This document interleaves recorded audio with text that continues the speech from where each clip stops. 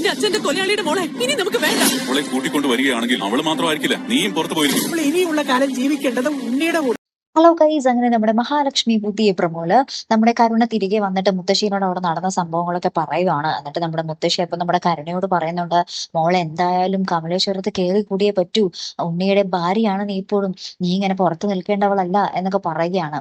അപ്പുറത്താണെങ്കിലും നമ്മുടെ ഉണ്ണിയുടെ അടുത്ത് നമ്മുടെ ദുർഗാമ്മ പറയുന്നുണ്ട്, എന്റെ ഭർത്താവിന്റെ, അതായത് നിങ്ങളുടെ അച്ഛന്റെ കൊലപാതകയുടെ മകളാണ് അവൾ ഒരിക്കലും എനിക്ക് അംഗീകരിക്കാൻ പറ്റത്തില്ല, അവൾ ഒരിക്കലും എന്റെ കൺമുന്നിൽ വന്നു പോകരുത് എന്നൊക്കെ പറഞ്ഞ നമ്മുടെ ദുർഗാമ്മയും കട്ടക്കരിപ്പാണ്.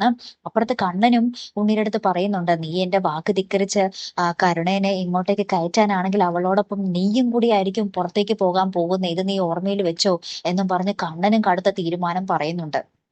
അപ്പൊ ആകപ്പാടെ എല്ലാവരും കരുണയ്ക്ക് നേരെ എതിരായിട്ട് തിരിഞ്ഞിരിക്കുകയാണ് അല്ലെ. നമ്മുടെ ഉണ്ണിക്കാണെങ്കിൽ സ്വത്തൊക്കെ മോഹിച്ച് അങ്ങോട്ടേക്ക് വിളിക്കണമെന്നുണ്ട്, പക്ഷേ ആരും സമ്മതിക്കുന്നില്ല താനും. എങ്ങാനും നമ്മുടെ ദുർഗാമ്മയുടെ കാല് പിടിക്കാൻ നമ്മുടെ കരുണ വന്നാല് ദുർഗ കരണത്തിട്ട് നോക്കി ഒരെണ്ണം കൊടുത്തിട്ട് വിട്ടുവെക്കോളും അല്ലെ. കാത്തിരിക്കട്ടെ. അടുത്തൊരു വീഡിയോയുമായി വരുന്നത് വരയ്ക്കും ഗുഡ് ബൈ.